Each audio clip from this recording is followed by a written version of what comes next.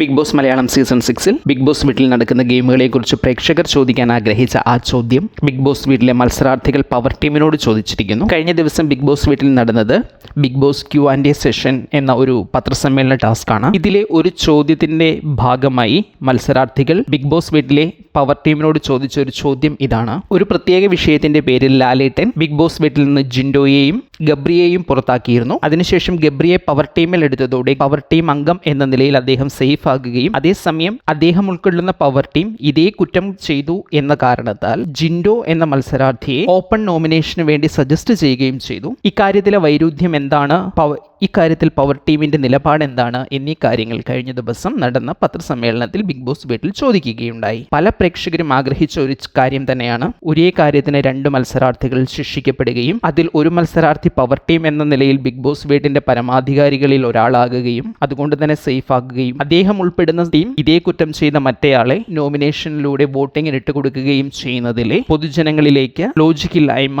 അല്ലെങ്കിൽ ആശയപരമായ ഭിന്നത പല പ്രേക്ഷകരും ചോദ്യം ചെയ്തിരുന്നു. ഏതായാലും ഇക്കാര്യം ബിഗ് ബോസ് വീട്ടിലും ഇപ്പോൾ ചൂടേറിയ ഒരു ചർച്ചയായി മാറിയിരിക്കുന്നു. വരും ദിവസങ്ങളിൽ ഇത് ബിഗ് ബോസ് വീട്ടിലെ മത്സരാർത്ഥികൾ കൂടുതൽ ചർച്ച ചെയ്യുമോ ഇല്ലയോ എന്ന് കണ്ടറിയുക തന്നെ വേണം.